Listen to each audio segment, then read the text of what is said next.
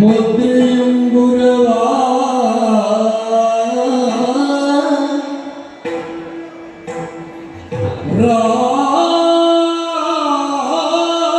ರಾಮನ ಮುದ್ರೆಯುಂಗುರವ ತನ್ನಂಗೈಯುள் ಇಟ್ಟರ್ಚಿಸಿ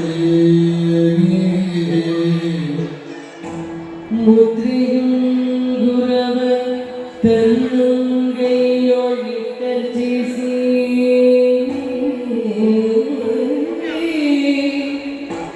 ಸೌಂದರ್ಯ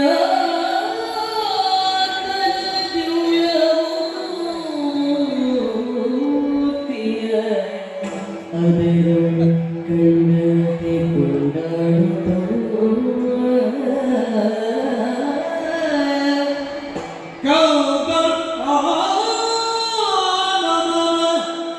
ಪಂಕಜಕ್ಕೆ ರವಿತ ಬಂದತೆ ಕಂದರ್ಪ ಪಂಕಜಕ್ಕೆ ರವಿತ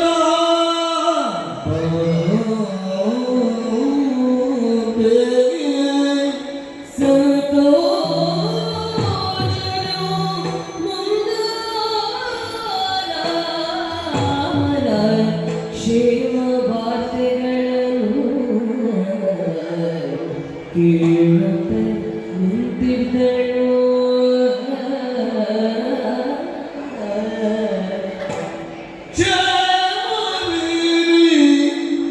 ಹನುಮ ನಮ್ಮ ಕ್ಷೇಮವೇ ಹನುಮ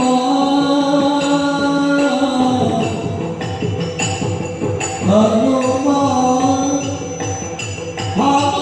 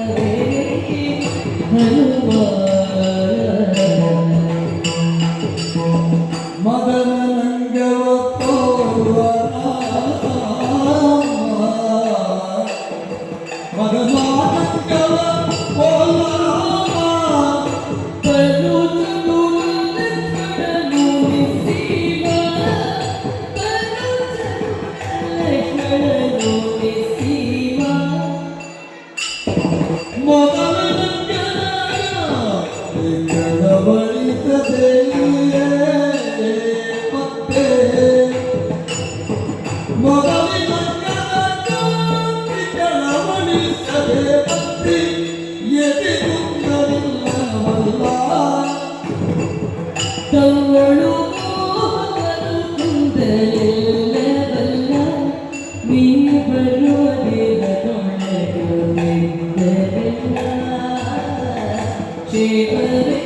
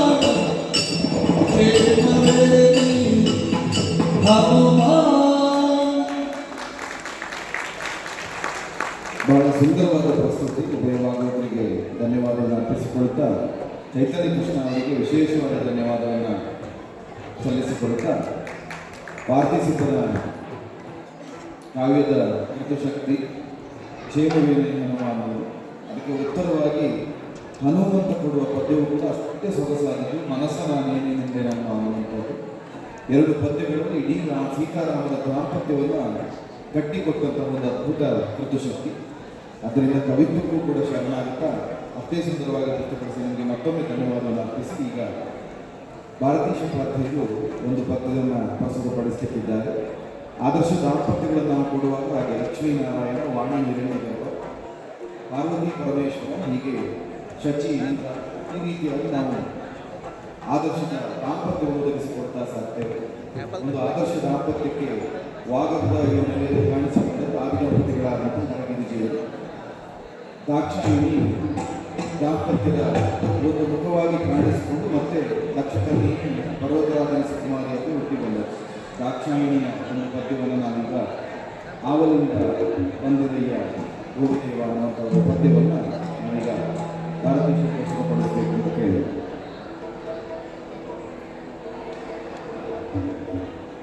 ಆವಲಿಂದ ಬಂದಿದೆಯ ಗೋವಿದೇವ,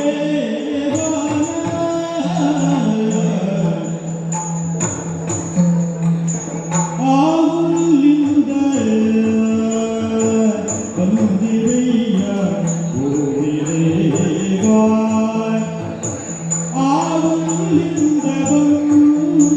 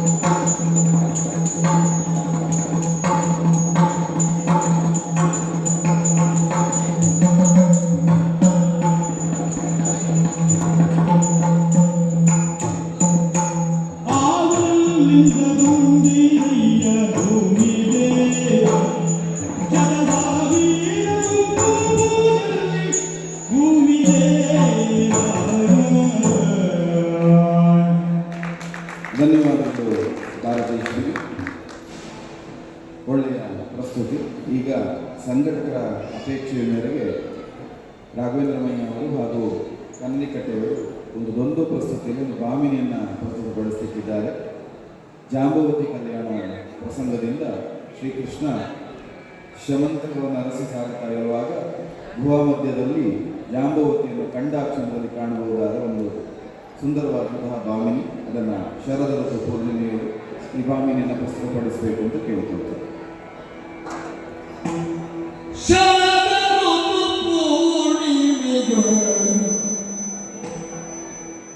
ಉದಯ ಚಂದಿರ ಕಾಟಿಗೆ ಋತು ಪೂರ್ಣಿಮೆಯೊಳ್ ಉದಯ ಚಂದಿರ ಕಾಟಿಗೆ ಶರದ ಪೂರ್ಣಿಮೆಯ ಉದಯದಲ್ಲಿರ ಕಾಂತದೆ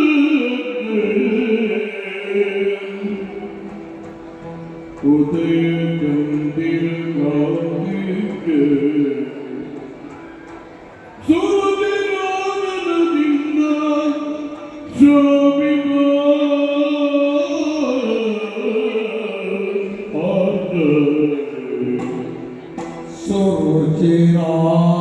ಸುರುಚಿರಾನಂದದಿಂದ ಶೋಭಿಸುತ್ತ ಸುರುಚಿರ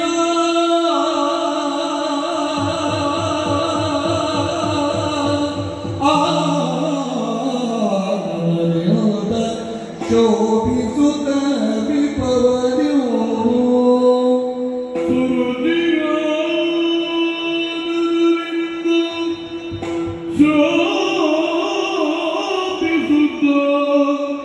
ವಿಪವರ್ಯೋ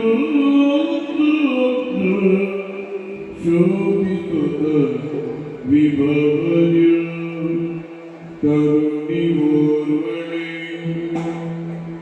ಕುಳಿತು ಬಾಲಕನ ತೊಟ್ಟಿಲು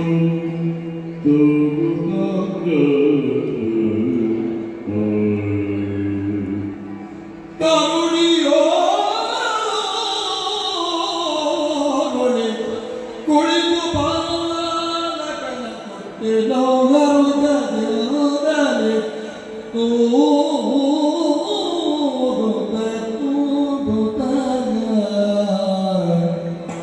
ಗಿದೆ ರಾಮೇ ವಾಣಿಯ ಚಂದ್ರಿಕೆಗೆ ಮಿತಿಗೆಣಿಸಿ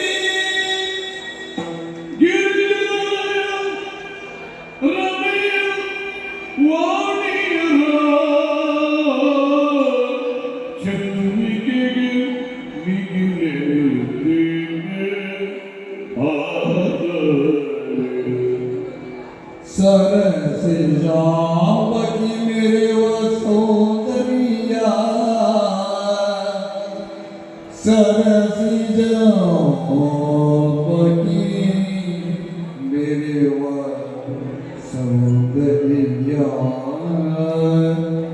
विप्रम के करगागी सरसी मेरे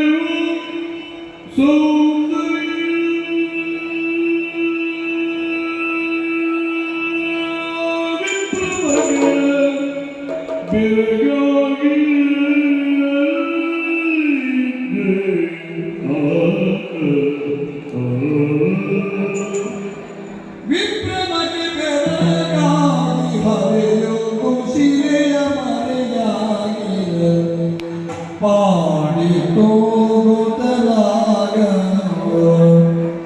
हरियो कुशिले हमारे जागी रनो पाड़ुता तू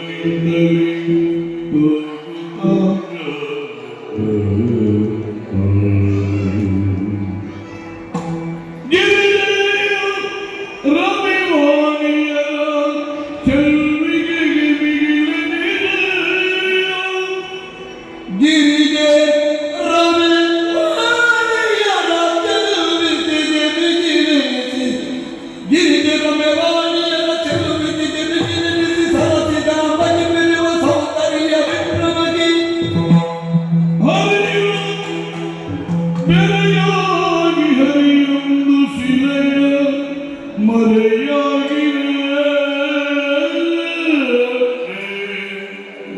ಹರಿಯು ಶಿಲೆಯ ಮರೆಯಾಗಿದೆ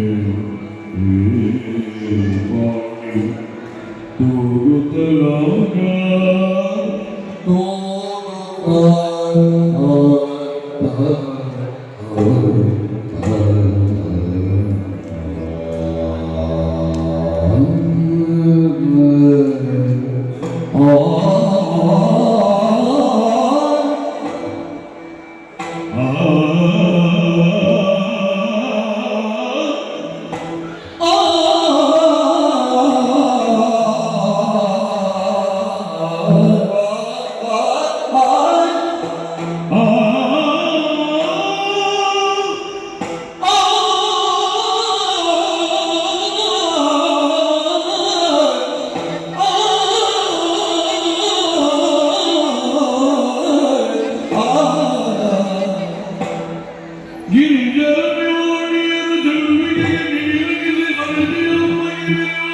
ಸೌಂದರ್ಯ ವಿಕ್ರಮಗಿ ಬೆರಗಾಗಿಯೇ ಹರಿಯೊಂದು ಚಿಲೆಯ ಮರೆಯಾಗಿರ ತರುಣಿಯು ಪಾಡಿ ತೂಗುತ್ತಲಾಗನು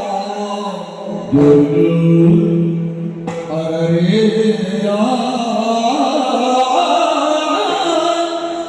ತರುಣಿ ಮಾಡಿ ತೂಗುತ್ತಲಾಗ ಜೋ ಜೋ ಜೋ ಜೋ ಜೋ ಆ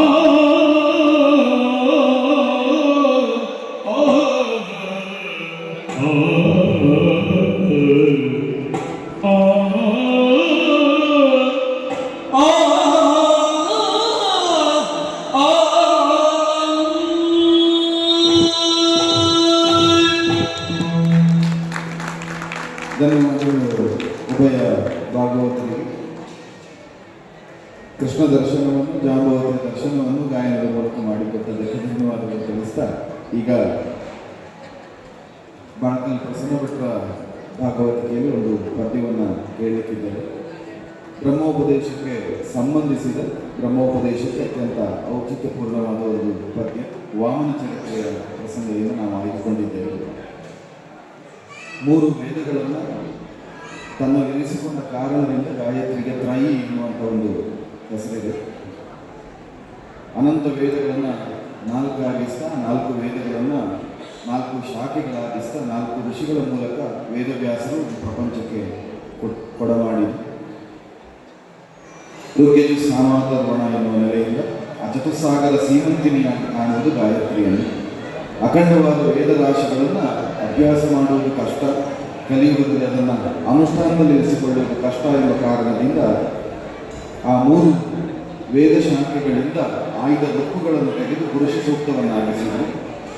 ಪುರುಷ ಸೂಕ್ತಗಳ ಅಧ್ಯಯನವೂ ಕಷ್ಟ ಅನ್ನುವ ಕಾರಣದಿಂದ ಆ ಪುರುಷ ಸೂಕ್ತಗಳಲ್ಲಿ ಅಡಕವಾದಂತಹ ಋಕ್ಕುಗಳಿಂದ 3 ಪಾದಗಳನ್ನಾಗಿಸಿ ಗಾಯತ್ರಿಯನ್ನಾಗಿಸಿ 24 ಅಕ್ಷರಗಳಿಗೆ ಅಖಂಡ ವೇದವಾಂಗ್ಮಯಗಳನ್ನು ಇಳಿಸಿ ಅದನ್ನಾದರೂ ಅನುಷ್ಠಾನ ಮಾಡುವ ಮೂಲಕ ಬ್ರಾಹ್ಮಣರು ಬ್ರಾಹ್ಮಣ್ಯವನ್ನು ಉಳಿಸಿಕೊಳ್ಳಬೇಕು ಅನ್ನೋದು ಋಷಿಗಳ ಆಶಯವಾದ ಸದಾಶಯ.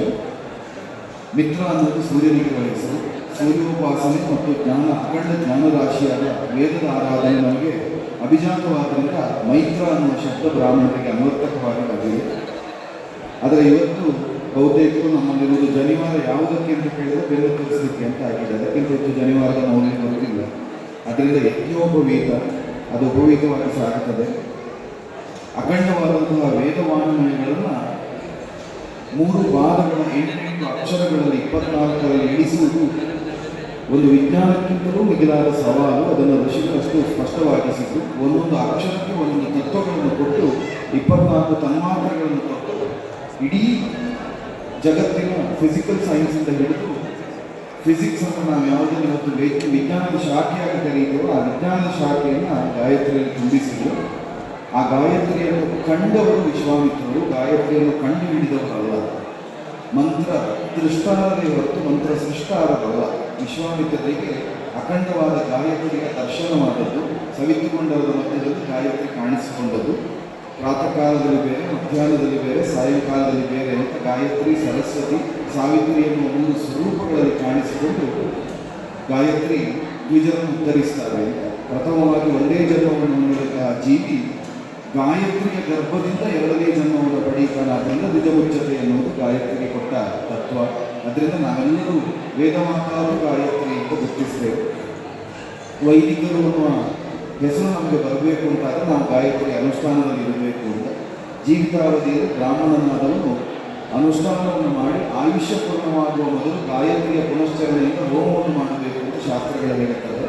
ಅಷ್ಟು ಅನುಷ್ಠಾನಗಳ ಕಷ್ಟ ಆದರೂ ಕೊನೆಯ ಪಕ್ಷ 3 ಸಂಧಿಯಲ್ಲಿ 2ರಲ್ಲಿ ಆದರೂ ಮಧ್ಯಾಹ್ನವನ್ನು ಬಿಟ್ಟಾದರೂ ಪ್ರಾತಃ ಮತ್ತು ಸಾಯಂ ಸಂಧಿಯಲ್ಲಿ ಗಾಯತ್ರಿ ಅನುಷ್ಠಾನ ನಮಗೆ ಕರ್ತವ್ಯ ಅಲ್ಲ, ಜವಾಬ್ದಾರಿ, ಹೊಣೆಗಾರಿಕೆ. ಅದನ್ನು ಮಾಡಬೇಕಾದ್ದು ನಮಗೆ ಕರ್ತವ್ಯ, ಅದನ್ನು ಮಾಡಲೇಬೇಕು. ಆದ್ದರಿಂದ ಅಂತಹ ಗಾಯತ್ರಿಯ ದರ್ಶನದಿಂದ ಒಬ್ಬ ಹೇಗೆ ಬ್ರಹ್ಮವರ್ಚಸ್ವಿ ಆಗುತ್ತಾನೆ ಅನ್ನೋದು ಯಕ್ಷಗಾನದಲ್ಲಿ ನಮಗೆ ವಾಮನ ಚರಿತ್ರೆಯನ್ನು ಕಾಣಿಸಿಕೊಳ್ತದೆ.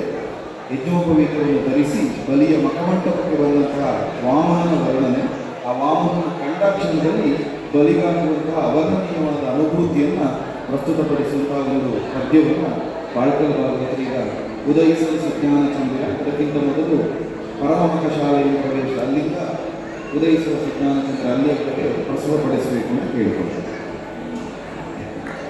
ಪರಮಮಖ ಶಾಲೆಯು ಬೆಳಗುದಿಗ ಪಾವಕರು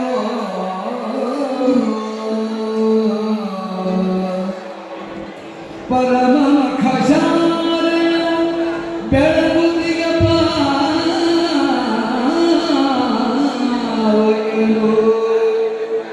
ತುರಗಮೀದವನೋಟ ಮನ ಬೆಳೆದಿ ಮಾತಾಂಡ ಗರಿತಗಳು ತುರಗಮೀದವನೋಟ ಮನ ಬೆಳೆದಿ ಮಾತಾಂಡ ಹರಿತಗಳು ಪದ್ಮಜೋ ಋತುಶಾಲೆಯಡೆಗೀಗ ತೇಜ ಪೌರ್ಣಿಮ ಕೌರಿ ಪದ್ಮಜಂ ಋತುಶಾಲೆಯಡೆಗೀಗ ತೇಜ ಪೌರ್ಣಿಮ ಕೌರಿ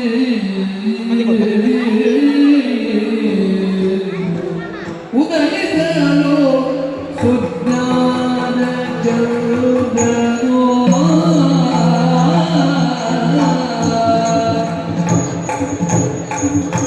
ಉದಯಿಸಲು ಸುಜ್ಞಾನ ಚಂದ್ರನೋ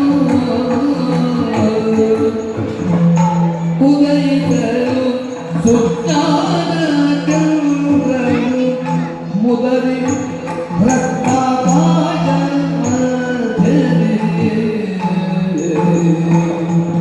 ಮುದರಿ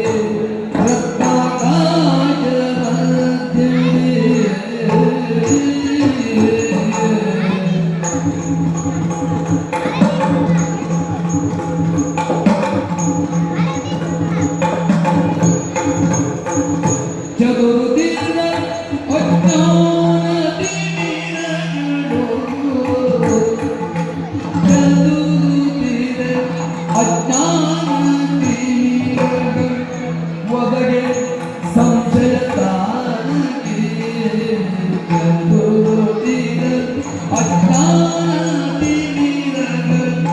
ಒದಗೆ ಸಂಶಯ ಒದಗೆ ಸಂಶಯ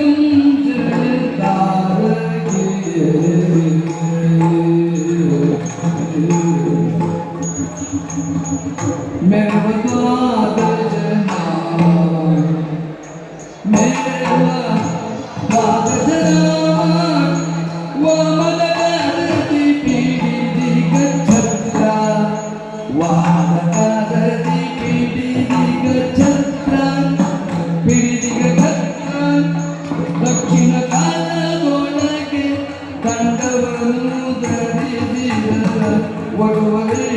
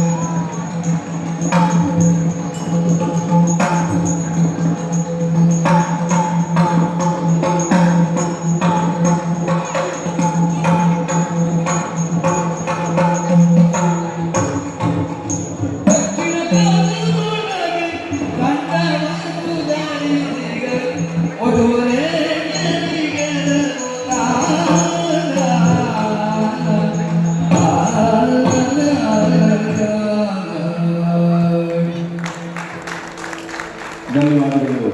ಬಾಳಕಲ್ ಭಾಗವತ್ ಬಹಳ ಸುಶ್ರಾವ್ಯವಾಗಿ ಪದ್ಯವನ್ನು ಪ್ರಸ್ತುತಪಡಿಸಿದ್ದೀರಿ. ಅಷ್ಟೇ ಸಮರ್ಥವಾಗಿ ಹೆಮ್ಮೆ ಎಣ್ಣಲು ಸಹಕರಿಸಿದ ರಾಘವೇಂದ್ರ ಗಿಡವರಿಗೆ ಕೂಡ ಧನ್ಯವಾದಗಳನ್ನು ಅರ್ಪಿಸ್ತಾ ಈಗ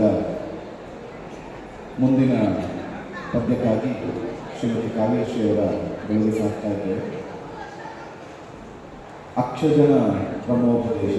ಅಕ್ಷಜನ ಶಬ್ದಕ್ಕೆ ಅರ್ಥ ವಿಷ್ಣು ಅಂತ. ಅಕ್ಷ ಅನ್ನೋದಕ್ಕೆ ಅನೇಕ ಅರ್ಥಗಳು ಉಂಟು. ಅದರಲ್ಲಿ ಒಂದು ಪ್ರಸಿದ್ಧವಾದ ಎರಡು ಅರ್ಥಗಳು, ಒಂದು ಜ್ಞಾನ, ಒಂದು ಆತ್ಮ. ಆ ಜ್ಞಾನ ಸ್ವರೂಪನಾದ್ದರಿಂದ ಅವನಿಗೆ ವಿಷ್ಣು ಅಂತ. ಆತ್ಮಗಳಲ್ಲಿ ಚೈತನ್ಯ ಸ್ವರೂಪನಾಗಿ ನೆಲೆಸಿಕೊಳ್ತಾನೆ ಎನ್ನುವ ಕಾರಣದಿಂದ ಅವನಿಗೆ ಅಕ್ಷಜ ಅಂತ ಹೆಸರು. ಇದು ಅಕ್ಷರ ಶಬ್ದಕ್ಕೆ ಸಿಗುವ ನಿಷ್ಪತ್ತಿ. ವಿಷ್ಣು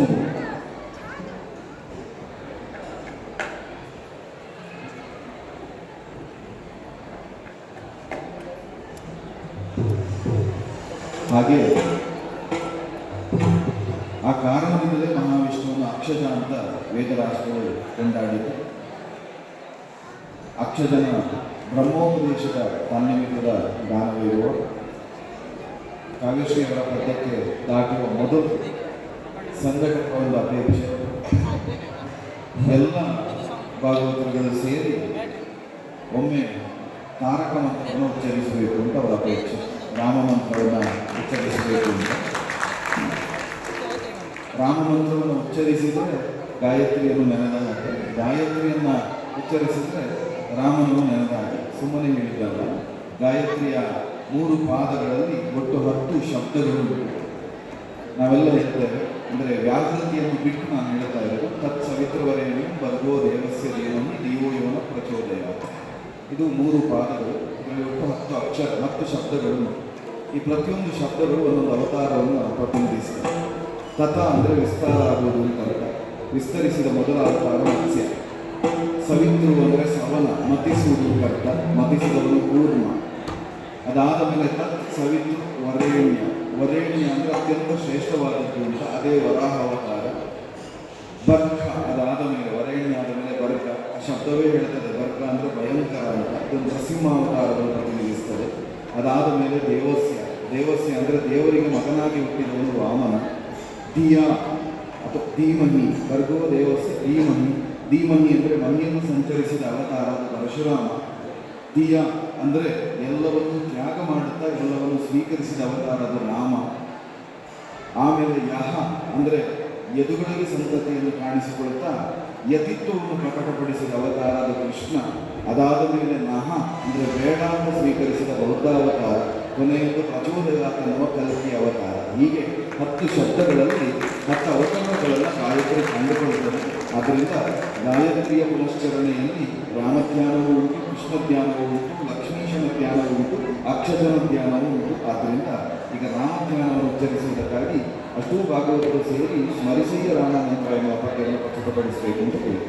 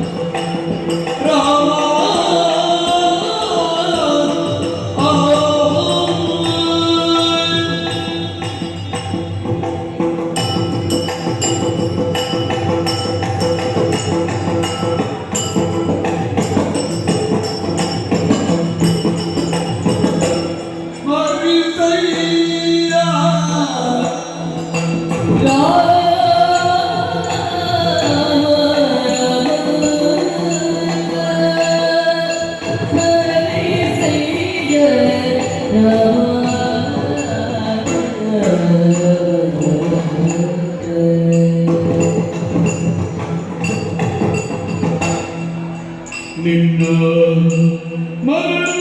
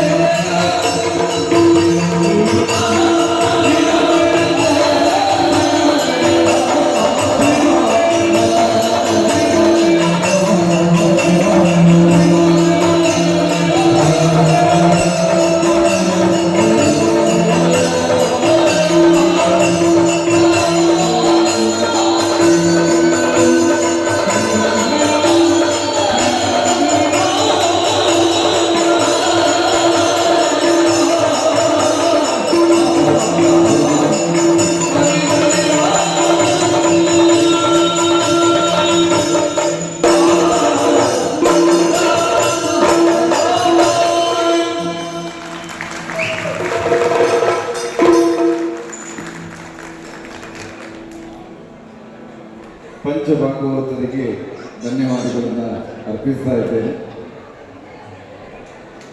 ರಾಮ ಮಂತ್ರವನ್ನು ಹಾಡಿ ರಾಮ ಧ್ಯಾನಕ್ಕೊಂದು ಪ್ರಚೋದನೆಯನ್ನು ಕೊಟ್ಟಿದ್ದೇನೆ. ಸ್ಮರಿಸಯ್ಯ ರಾಮ ಮಂತ್ರ. ಶ್ರೀರಾಮ ರಾಮ ರಾಮೇತಿ ರಮೇ ರಾಮೇ ಮನೋರಮೆ ಸಹಸ್ರನಾಮ ತತ್ವವು ರಾಮ ರಾಮ ರಾಮ. ಇದು ಸೋಮಶೇಖರ ತನ್ನ ಬಾಣೆ ಗರುಡಿಗ ಮಂತ್ರ. 3 ಬಾರಿ ರಾಮ ರಾಮ ಅಂತ ಆಡಿದರೆ 1000 ಬಾರಿ ರಾಮನ ನಾಮವನ್ನು ಸ್ಮರಿಸಿದ್ದಕ್ಕೆ ಸಮಾನ ಅಂತ.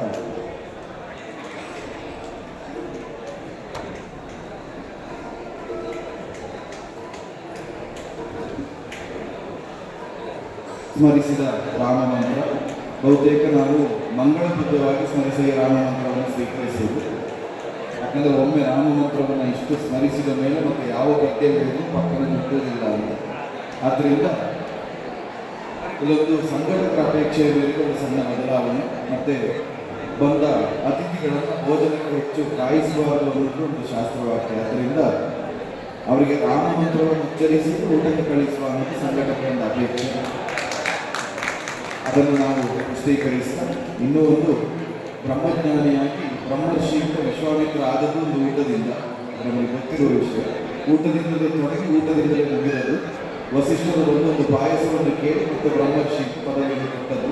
ಆದ್ದರಿಂದ ಒಂದು ಊಟಕ್ಕೂ ಮತ್ತು ಬ್ರಾಹ್ಮಣ್ಯಕ್ಕೂ ಒಂದು ನಿಕಟವಾದ ಸಂಬಂಧ ಉಂಟು. ಅದನ್ನು ನಾವು ಜೊತೆಯಲ್ಲಿ ಇಟ್ಟುಕೊಂಡು ಈಗ ಸ್ಮರಿಸಿದ ರಾಮ ಮಂತ್ರದ ನಂತರ ಕೇಳುವುದಾದ ಬಗ್ಗೆ ಆದ್ದರಿಂದ ಬಡಗು ಮತ್ತು ತೆಲುಗು ಮೊದಲಿಗೆ ಬಡಗಿನಿಂದ 3 ಭಾಗವನ್ನು ನಮ್ಮ ಆಯ್ಕೆಯ ವೀರರಸನ ಕಥೆಗಳು ವ್ಯಕ್ತಪಡಿಸಿದ ಮೇಲೆ ತೆಲುಗಿನಿಂದ ಉಪಯೋಗ ಆಗುವುದು ವೀರರಸನ ಕಥೆಗಳು ವ್ಯಕ್ತಪಡಿಸಿದ್ದಾರೆ.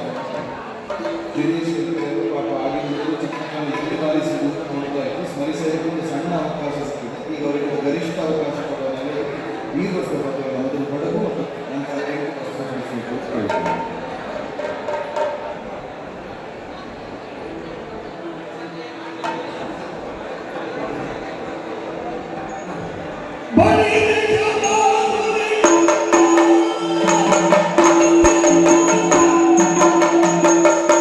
Bye.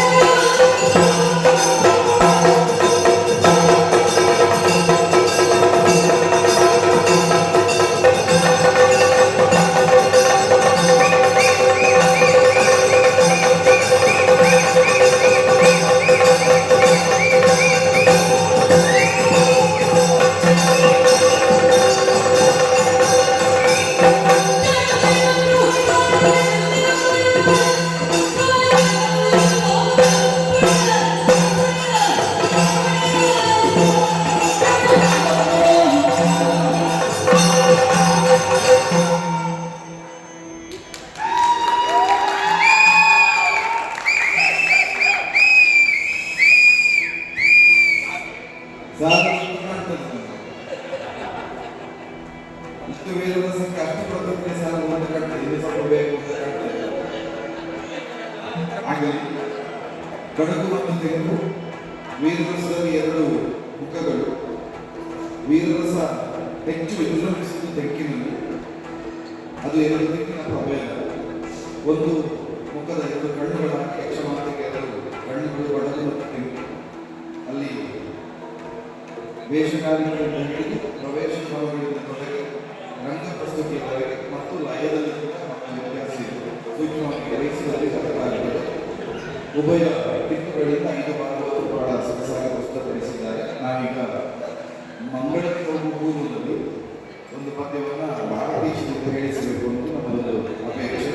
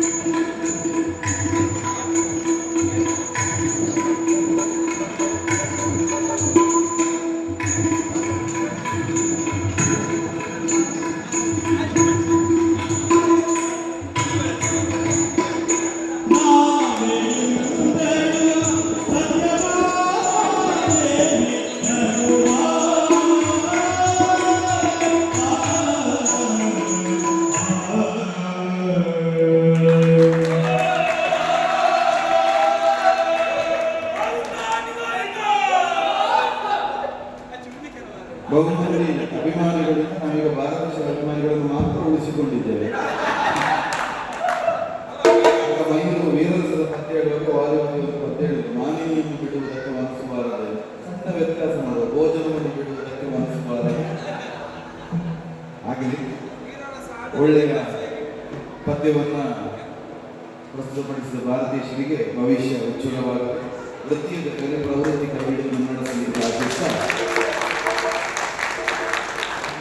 ರಾಮಸ್ತುತಿಯಿಂದ ನಾವು ರಾಷ್ಟ್ರಸ್ತುತಿಗೆ ಸಾಗುತ್ತಾ ಇದ್ದೇವೆ.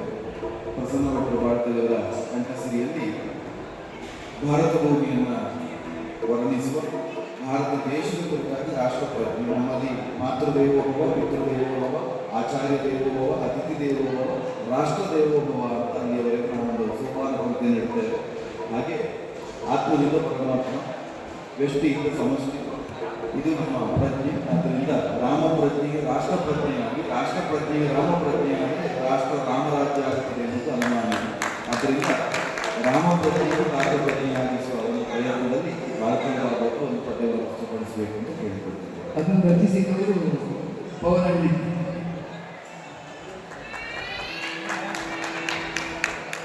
ವಿಶ್ವದೈವೋ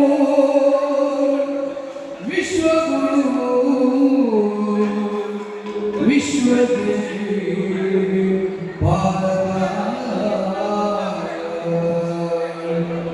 ವಿಶ್ವದೈವೋ ವಿಶ್ವಗುರು ವಿಶ್ವದೇವಿ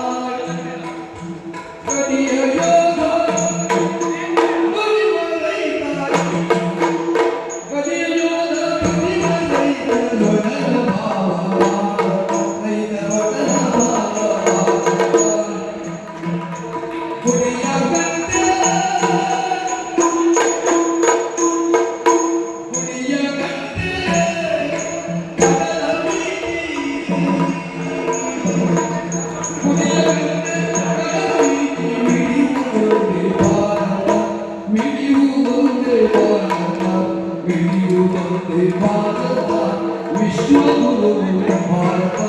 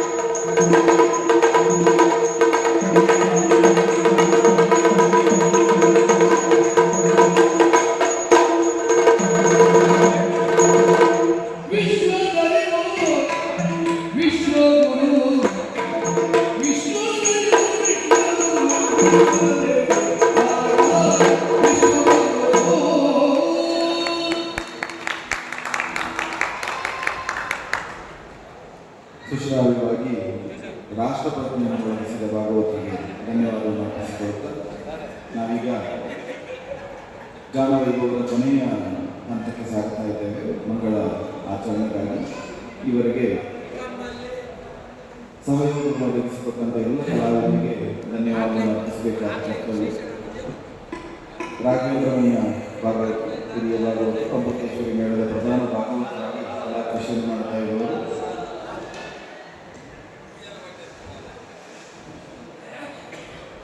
ಅಮೃತೇಶ್ವರಿ ಮೇಳದಲ್ಲಿ ಕಲಾ ಕೃಷಿಯನ್ನು ಮಾಡ್ತಾ ಇರುವರು. ರಾಘವೇಂದ್ರ ಬಗ್ಗೆ ಮಾತಾಡುವಾಗೆಲ್ಲ ಒಂದು ವಿಶೇಷವನ್ನು ನಾನು ಗಮನಿಸಿ ಎಲ್ಲ ಕಡೆ ಉಲ್ಲೇಖಿಸ್ತೇನೆ, ನನಗೆ ಉಲ್ಲೇಖಿಸ್ತಾ ಇದ್ದೇನೆ. ನಾನು ಬಹುತೇಕ ರಾಘವೇಂದ್ರ ಅವರಿಗೆ ಯಾವ ಗಾನವೈಭವದಲ್ಲಿ ಇರ್ತಾರೋ ಅದೆಲ್ಲ ಜನರು ಹೇಳ್ತೇನೆ. ಅದರಲ್ಲಿ ಇಲ್ಲಿ ಹೇಳದೇ ಒಂದು ಅಪಚಾರ ಆಗ್ತದೆ ಅಂತ ಹೇಳ್ತಾ ಇದ್ದೇನೆ. ಅವರೆಷ್ಟು ಸ್ನೇಹಜೀವಿ, ಎಷ್ಟು ಸಹೃದಯ ಇರುವುದು ಎಲ್ಲರಿಗೂ ಗೊತ್ತಿರುತ್ತೆ. ರಂಗದಲ್ಲಿ ಅವರ ಹಿಡಿತ, ರಂಗದ ಕಾವೇರಿಸುವವರ ಶೈಲಿ ಇದು ಅನನ್ಯ. ಉಳಿದ ಯಾವ ಭಾಗದಲ್ಲೂ ಕಾಣದೇ ಇರುವುದು. ಎಂಥ ಸ್ಥಿತಿಯಲ್ಲಿ ಉತ್ತರಾರ್ಧದ ಭಾಗದಲ್ಲಿ 2 ಗಂಟೆಯ ಮೇಲೆ ಅವರು ರಂಗಸ್ಥಳ ಪ್ರವೇಶ ಮಾಡಿದರೆ ಪ್ರಸಂಗದ ಉತ್ತರಾರ್ಧದ ಓಗುವನ್ನು ತನ್ನ ನಿಯಂತ್ರಣಕ್ಕೆ ತೆಗೆದುಕೊಂಡು ರಂಗದ ಕಾವು ಇಳಿಯದಂತೆ ರಂಗವನ್ನು ಕಾಪಿಡುವ ಅಪೂರ್ವ ಭಾಗವತರಲ್ಲಿ ಮೈಯರು ಪ್ರಧಾನ ಸ್ಥಾನದಲ್ಲಿರುತ್ತಾರೆ. ಮೈಯರೊಟ್ಟಿಗೆ ಹಿಮ್ಮೇಳದಲ್ಲಿ ದುಡಿಯುವವರಿಗೆ ಬಹಳ ಜಾಗೃತಿ ಬೇಕು. ಆ ಮಟ್ಟಿಗೆ ರಾಘವೇಂದ್ರ ಹೆಗಡೆಯವರನ್ನು ಅಭಿನಂದಿಸಬೇಕು. ಜಾಗೃತಿ ಯಾಕೆ ಬೇಕು ಅಂದರೆ ಒಂದು ಹೆರಂಜಾರ ಗೋಪಾಲಕರನ್ನು ನೆನಪಿಸಬೇಕು. ಅವರು ಇಂಥದ್ದೇ ತಾಳದಲ್ಲಿ ಪದ್ಯವನ್ನು ಎತ್ತುತ್ತಾರೆ ಅಂತ ತಿಳಿದು ಹಿಮ್ಮೇಳದ ತೊಡಗಿದ ತಾಳ ಬದಲಾಯಿಸ್ತಾರೆ. ಅಂದರೆ ಅಷ್ಟತಾಳದಲ್ಲಿ ಏನೋ ಅಂತ ಯೋಚಿಸಿ ಅಷ್ಟತಾಳದಲ್ಲಿ ನಡೆಗೆ ಹೊಂದುವಾಗ ಅದನ್ನು ರೂಪಕ್ಕೆ ತಗೊಂಡು ಹೋಗ್ತಾರೆ. ಅದು ಹೆರಂಜಾರ ಭಾಗವತರ ಶ್ರೇಷ್ಠತೆ. ಮೈಯನ ಶ್ರೇಷ್ಠತೆ ಅಂತ ಕೇಳಿದರೆ ಇದೀಗ ಸಾರಮತಿಯಲ್ಲಿ ತೊಡಗುತ್ತಾ ಇದ್ದಾರೆ ಅಂತ ನಾವು ನೋಡಿದರೆ ಅದು ಖಂಡಿತ ಸಾರಮತಿಯಲ್ಲಿ ಇರುವುದಿಲ್ಲ. ಅದನ್ನು ಇನ್ನೊಂದು ರಾಗಕ್ಕೆ ಕೊಂಡೊಯ್ತಾರೆ. ಎಲ್ಲಿಯೋ ಕೇಳಿದಾಗ ಆಗ್ತದೆ ಅನ್ನೋ ರಾಗದ ಗುಂಪು ಮಾತ್ರ ನಮಗೆ ಅರ್ಥ ಆಗ್ತದೆ. ನಿರ್ದಿಷ್ಟ ಈ ರಾಗ ಅಂತ ಹೇಳಲಿಕ್ಕೆ ಅವರಿಗೆ ಮಾತ್ರ ಸಾಧ್ಯ ಆಗ್ತದೆ. ಅಂದರೆ ಅಷ್ಟು ಹಿಡಿತ ಇಷ್ಟು ನಡೆಸುವ ಸಾಧ್ಯತೆ ಇರೋದು ಮೈಯಲ್ಲಿ. ಅದೊಂದು ಇನ್ನೂ ವಿಶೇಷತೆ. ಅವರು ಇವತ್ತು ಗಾನವೈಭವದಲ್ಲಿ ನಮಗೆ ಸಹಕಾರವನ್ನು ಒದಗಿಸಿದ್ದಾರೆ. ಮನೆಯವರ ಪರವಾಗಿ, ನಕ್ಷತ್ರ ಕುಟುಂಬದ ಎಲ್ಲರ ಪರವಾಗಿ ನಮಗೆ ಧನ್ಯವಾದವನ್ನು ಅರ್ಪಿಸ್ತಾ ಪ್ರಸನ್ನ ವ್ಯಕ್ತವಾಗುತ್ತದೆ. ಮಂತ್ರವನ್ನು ಕೂಡ ರೇವತಿ ರಾಗದಲ್ಲಿ ಹೇಳಬೇಕು ಅಂತ ಶಾಸ್ತ್ರ ಹೇಳ್ತಾರೆ. ಇದು ಶಾಸ್ತ್ರ, ನಮ್ಮದಲ್ಲ. ಬಹುತೇಕ ನಮ್ಮೆಲ್ಲ ವೇದವಾನ್ಯಗಳು ರೇವತಿ ರಾಗದಲ್ಲಿ ಉಂಟು. ರೇವತಿ ರಾಗದಲ್ಲಿ ಪ್ರಸ್ತುತ ಆಗುತ್ತದೆ. ಶ್ರುತಿ ಅನ್ನೋದು ವೇದ. ಅದರಿಂದ ರೇವತಿ ರಾಗದಲ್ಲಿ ಮಂತ್ರ ಹೇಳುವುದಲ್ಲ, ರೇವತಿ ರಾಗದಲ್ಲಿ ಪದ್ಯವನ್ನು ಹೇಳುವುದಲ್ಲ ಬಾಳಕಲ ಭಾಗವತ. ಬಾಳಕಲ ಭಾಗವತ ಜ್ಞಾನಶಕ್ತಿಗೆ ಶರಣಬೇಕು. ಸುಮಾರು 30-35 ಪ್ರಸಂಗ ಕಂಠಸ್ಥ. ಪ್ರತಿ ಪದ್ಯವನ್ನು ಹೇಳ್ತಾರೆ, ಕಂಠಸ್ತಾರೆ. ಒಮ್ಮೆ ಪದ್ಯಗಳನ್ನು ನೋಡಿ ಹೊಸ ಪ್ರಸಂಗ ಆದರೂ ಒಂದು 4 ದಿವಸ ಆದಮೇಲೆ ಮತ್ತು ಪ್ರತಿಭೆ ಅಂದರೆ ಆ ಪ್ರಸಂಗದ ಸಾಹಿತ್ಯದ ಕುರಿತಾಗಿ ತನ್ಮಯತೆ ಅಂತಹ ಪ್ರಸಂಗ ಇವತ್ತು ಸಹಾಯಕವನ್ನು ಒದಗಿಸಿದ್ದಾರೆ. ಅವರಿಗೆ ಕೂಡ ಧನ್ಯವಾದವನ್ನು ಅರ್ಪಿಸಿಕೊಳ್ತಾ ಈ ಇಬ್ಬರು ಅನುಭವಿಗಳ ಮಟ್ಟದಲ್ಲಿ ಹವ್ಯಾಸಿಯಾಗಿ ನಮ್ಮ ಅಂತ ಹೇಳೋದು ಬೇಡ, ನಿಮ್ಮ ನಮ್ಮ ಅಂತ ಸೇರಿಸಿರುವ ಪ್ರೀತಿಯ ಭಾರತೀಶ ಉಪಾಧ್ಯಾಯರು ವೃತ್ತಿಯಲ್ಲಿ ನ್ಯಾಯವಾದಿಗಳಾಗಿ, ನ್ಯಾಯವಾದಿ ಅನ್ನೋದು ಸರಿ ಅಂತ ಕಾಣ್ತದೆ, ನ್ಯಾಯವನ್ನೇ ವಾದಿಸ್ತಾರೆ, ವಾದದಲ್ಲಿ ನ್ಯಾಯವನ್ನು ಧರಿಸ್ತಾರೆ ಅಂತ ಭಾವಿಸುವ ಹಾಗೆ ನ್ಯಾಯವಾದಿಯಾಗಿ ವೃತ್ತಿಯನ್ನು ಕೈಗೊಂಡು ಪ್ರವೃತ್ತಿಯಲ್ಲಿ ಯಕ್ಷಗಾನದ ಬಗ್ಗೆ ಒಲವನ್ನು ಇರಿಸಿಕೊಂಡವರು, ವೈದಿಕ ವೃತ್ತಿಯಲ್ಲಿ ತೊಡಗಿದವರು, ಬಹುಮುಖ ಪ್ರತಿಭೆ, ಪ್ರಯಾಣ ಪ್ರಾರಂಭದಲ್ಲಿ ಬಿಟ್ಟು ಸುದೀರ್ಘವಾದ ಪ್ರಯಾಣ, ನಿರಂತರ ಅಭ್ಯಾಸ ಇದೆ. ಯಕ್ಷಗಾನ ಕೇಳುವುದಕ್ಕೆ ಬಹಳ ಹಿತ, ನೋಡುವುದಕ್ಕೆ ಬಹಳ ಸುಲಭ. ಆದರೆ ಯಕ್ಷಗಾನ ಕ್ಷೇತ್ರಕ್ಕೆ ಇಳಿದ್ರೆ ಅದೆಷ್ಟು ಆಳ ವಿಸ್ತಾರಗಳ ಸಮುದ್ರ ಎಷ್ಟು ಅಂತ ಗೊತ್ತಾಗ್ತದೆ. ಆದ್ದರಿಂದ ಕಲಿತದ್ದು ಒಂದು ಅಂಜಲಿ ಗಾತ್ರದ್ದು, ಕಲಿಯಬೇಕಾದ ಸಮುದ್ರ ಪ್ರಮಾಣದ್ದು. ಅದರಿಂದ ಸಾಗರ ಪ್ರಮಾಣದ ಪ್ರಯಾಣ ಸುದೀರ್ಘವಾಗಿ ಸಾಗಲಿ. ನೀವು ಯಕ್ಷಗಾನದಲ್ಲಿ ಕೂಡ ಉಪಾಧ್ಯಾಯರಾಗುವ ಅಷ್ಟರ ಮಟ್ಟಿಗೆ ಮೇಲೆದ್ದು ಉಪವೃತ್ತಿಯಾಗಿ ಯಕ್ಷಗಾನವನ್ನು ಸ್ವೀಕರಿಸುವಷ್ಟು ಎತ್ತರಕ್ಕೆ ಬೆಳೆಯಿರಿ ಅಂತ ಆಶಿಸ್ತಾ, ಕಂಠಸ್ಥಾಯಿಯಾಗಿ ನಿಂತಹ ಶಾರದೆ ಸದಾ ನಕೈಸಿ ಅಂತ ಹೇಳ್ತಾರೆ. ಭಾರತಿ ಅಂದರೆ ವಾಗ್ದೇವತೆ ಅಂತ ನಾವು ಗುರುತಿಸ್ತೇವೆ, ವಾಯುದೇವರ ಸತಿ ಅಂತಲೂ ನಾವು ಸ್ವೀಕರಿಸ್ತೇವೆ. ಆಮೇಲೆ ಈಗ ನಿಮ್ಮ ರನ್ಮಂಡಲದಲ್ಲಿ ಶಾರದೆ ಭಾರತಿ ಸ್ಥಿರವಾಗಿ ನಿಮಗೆ ಅಂತ ಆಶಿಸ್ತಾ, ತಿರುಪತಿಯಿಂದ ನಮಗೆ ಸಹಯೋಗವನ್ನು ತಿಳಿಸಿಕೊಟ್ಟಂತಹ ರವಿಚಂದ್ರ ಕನ್ನಡಕತೆಯವರು ಅಗರಿ ಶೈಲಿಯ ಒಬ್ಬ ಸಮರ್ಥ ಉತ್ತರಾಧಿಕಾರಿಯಾಗಿ ಆ ಛಾಯೆಯನ್ನು ಪದ್ಯಗಳಲ್ಲಿ ಪ್ರಸ್ತುತಪಡಿಸಿದ ಬಲಿಪ ಶೈಲಿಯನ್ನು ಕೂಡ ಸಮರ್ಥವಾಗಿ ಕೈಗಾರಿಸಬಲ್ಲ ಪದ್ಯಾಣದ ಪ್ರೀತಿಯ ಶಿಷ್ಯರಾಗಿ ಪದ್ಯಾಣ ಪರಂಪರೆಯ ಉತ್ತರದಾಯಿತ್ವವನ್ನು ಒಬ್ಬ ಸಮರ್ಥ ಭಾಗವತ ಕೊಳ್ಳಲು ಅಮ್ಮಣ್ಣ ಈ ಸಾಲಿನ ಭಾಗವತ ಪರಂಪರೆ ತೆಂಕುತಿಟ್ಟಿನಿಂದ ದೂರ ಆದ ಮೇಲೆ ಇವತ್ತಿನ ಪರಂಪರೆಯಲ್ಲಿ ಅಗ್ರಮಾನ್ಯ ಭಾಗವತರಾಗಿ ತೆಂಕಿನಲ್ಲಿ ನಿರ್ದಿಷ್ಟವಾಗಿ ಪರಂಪರೆಯನ್ನು ಹೀಗೆ ಅಂತ ಹೇಳಬಲ್ಲ ಸಾಮರ್ಥ್ಯಗಳು ಅಪರೂಪದ ಭಾಗವತ ರಂಗಸೂತ್ರವನ್ನು ನಡೆಸುವ, ಪ್ರಸಂಗವನ್ನು ಕಟ್ಟಿಕೊಡುವ, ಪ್ರಸಂಗವನ್ನು ಕೊಂಡು ಹೋಗುವ ಎಲ್ಲ ಜಾಣವಿರುವವರು. ಅವರ ಭಾಗವತರಿಗೆ ಅಭಿಮಾನಿಸುವುದು ಬಹಳ ದೊಡ್ಡದುಂಟು. ಅದರಿಂದ ಇನ್ನೂ ದೀರ್ಘಕಾಲದವರೆಗೆ ರಂಗವನ್ನು ಆಡುತ್ತಾ ರಂಗವನ್ನು ನಡೆಸುವ ಶಕ್ತಿಯನ್ನು ಭಗವಂತ ಅನುಗ್ರಹಿಸಿ ಪ್ರಾರ್ಥಿಸಿ ಧನ್ಯವಾದವನ್ನು ಅರ್ಪಿಸ್ತಾ, ಕಾವ್ಯಶ್ರೀಯವರ ಬಗ್ಗೆ ಏನು ಹೇಳಬೇಕು ಅಂತ ಗೊತ್ತಿಲ್ಲ. ಯಾಕಂದರೆ ಇವತ್ತು ಯೂಟ್ಯೂಬ್ನಲ್ಲಿ 4 ಪದ್ಯಗಳನ್ನು ಕೇಳಿ 5ನೇ ಪದ್ಯವನ್ನು ಅವರೇ ಹಾಡುವುದು ಭಾಗವತರು ಅಂತ ಆಗಿದೆ. 4 ಪದ್ಯ ಕೇಳುವುದು, 5ನ್ನು ಅವರೇ ಹೇಳಿಕೊಡಿ, ಅಲ್ಲಿಗೆ ನಾವು ಭಾಗವತರಾದವರು ಅಂತ. 4 ವೇಷವನ್ನು ನೋಡುವುದು, 5ನೇ ರಂಗಸ್ಥಳದಲ್ಲಿ ಮಾಡಿ ನಾವು ವೇಷಧಾರಿ ಅಂತ ಹೇಳ್ತೀವಿ ಇವತ್ತಿನ ಕಾಲ. ಆದರೆ ಕಾವ್ಯಶ್ರೀಯವರು ಭಾಗವತಿಗೆ ಪ್ರಯಾಣವನ್ನು ಪ್ರಾರಂಭಿಸಿದ್ದು ಶ್ರುತಿಪೆಟ್ಟಿಗೆಯನ್ನು, ಹಾರ್ಮೋನಿಯಮನ್ನು ನುಡಿಸಿದ. ಇಡೀ ಪದ್ಯಗಳನ್ನು ಹೇಗೆ ನಡೆಸ್ತಾರೆ ಅಂತ ಭಾಗವತರ ಜೊತೆಯಲ್ಲಿ ಕುಳಿತು ರಾತ್ರಿಯಿಂದ ಬೆಳಗ್ಗೆವರೆಗೆ ಕೇಳಿ ಕಲಿತಾ ನಿರಂತರ ಈಗಲೂ ತಾನು ಕಲಿಯುವ ಅಭ್ಯಾಸ ಇದ್ದ. 100 ಬಾರಿ ಮಾಡಿದ ಪ್ರಸಂಗವನ್ನಾದರೂ ಮತ್ತೊಮ್ಮೆ 1ನೇ 1ನೇ ಬಾರಿ ಮಾಡುವಾಗ ಬಂದು ಹೇಗೆ ಮಾಡುವುದು ಅಂತ ಉಳಿದವರಲ್ಲಿ ಕೇಳಿ ರಂಗವನ್ನು ಇರುವ ರಂಗದ ಮೇಲಿನ ಭೀತಿ, ರಂಗದ ಮೇಲಿನ ಪ್ರೀತಿ ಎರಡನ್ನೂ ಇಚ್ಛಿಸಿಕೊಂಡಂತಹ ರೂಪದ ಭಾಗವತರು. ಕೃಷ್ಣಾಗವಾದ ಕಾವ್ಯ ಸ್ವರ, ನಾವು ಹೆಣ್ಣು ಮಕ್ಕಳ ಸ್ವರ ಅಂತ ಹೇಳ್ತೇವೆ. ಭಾಗವತರಿಗೆ ಮತ್ತು ಸಂಗೀತದಲ್ಲಿದ್ದವರಿಗೆ ಅರ್ಥ ಆಗುವ ವಿಷಯ. ಹೆಣ್ಣು ಮಕ್ಕಳ ಶ್ರುತಿಯನ್ನು ಮುಟ್ಟುವುದು ಗಂಡು ಮಕ್ಕಳಿಗೆ ಬಹಳ ಕಷ್ಟ. ಪುರುಷ ಸ್ವರಕ್ಕೆ ಸ್ತ್ರೀ ಸ್ವರವನ್ನು ಮುಟ್ಟುವುದು ಬಹಳ ಕಷ್ಟ. ಯಾಕಂದರೆ ಸ್ತ್ರೀಗೆ ಸಹಜವಾಗಿ ಸ್ವರದಲ್ಲಿ ಶಾರದೆ ಇರ್ತಾರೆ, ಅಥವಾ ಸ್ವರವೇ ಪ್ರಕೃತಿ ಆದ್ದರಿಂದ ಪುರುಷನಿಗೆ ಪ್ರಕೃತಿಯನ್ನು ಮುಟ್ಟುವುದು ಕಷ್ಟ. ನಾವು ಸಪ್ತ ಸ್ವರಗಳನ್ನು ತೆಗೆದುಕೊಂಡದ್ದು 7 ಪ್ರಾಣಿಗಳಿಂದ. ಇದು ಅರ್ಥಾತ್ ಸಂಗೀತ ಗೊತ್ತಾಗಿತ್ತು. ಅದರಿಂದ ಅದರ ವಿಸ್ತಾರ ಬೇಡ.